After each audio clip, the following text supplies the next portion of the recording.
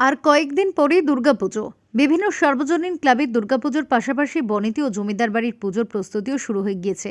এরকমই এক প্রাচীন পুজো হলো বারাবণী বিধানসভার সালানপুর ব্লকের এথুরা গ্রামের দুর্গাপুজো। এবছর তা 400 বছরে পড়তে চলেছে। স্বাভাবিকভাবেই এই পুজোর রীতিনীতি অত্যন্ত প্রাচীন এবং স্বতন্ত্র। দেবী এখানেই তার পুরো পরিবার নিয়ে এক চালাতেই অধিষ্ঠান করে। দেবীকে সারাদিনে দুবার ভোগ নিবেদন করা হয়। এই এথোরা গ্রামে বড় দুর্গার পুজো হয় সুরথ রাজার প্রচলিত নিয়ম ও রীতি মেনে, যে কারণে ষষ্ঠীর 15 দিন আগে এই গ্রামে ছাগ বলির মাধ্যমে দেবীর বোধন হয়। পাশাপাশি এই গ্রামে পুজোর দিনে বিশেষত নবমীতে অসুরূপে মহিষ তথা কাঁড়া বলি প্রচলন রয়েছে আজও। এছাড়াও এথুরা গ্রামের বড় দুর্গা মন্দিরের পুজোতে প্রাচীন তালপাতার ওপর ভূষকালিতে লেখা পুঁথির মন্ত্রোচ্চারণের মাধ্যমে দেবীর আরাধনা করা হয়।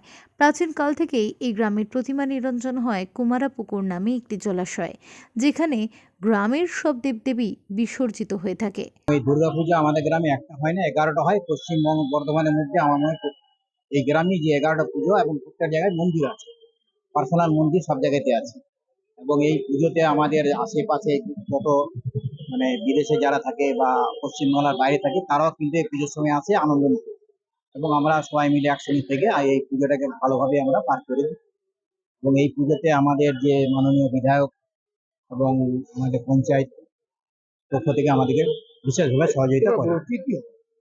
প্রথমে হচ্ছে দুটো মন্দির, একটা মুখার্জি পাড়া, একটা গুজলি পাড়া, এটা দুটোতে মোস্ট বলি হয়। এবং মুখার্জি পাড়ায় যে যখন বলি হয় তখন একটা বন্দুকের আওয়াজ করা হয়, তারপরে বলি শুরু হয়। এবং এই আওয়াজটাতে আমার কথিত আছে যে আশেপাশের গ্রামও পুজো চালু হয়ে যায়। আসানসোল থেকে জয়ন্ত সাহার রিপোর্ট, ওঙ্কার বাংলা।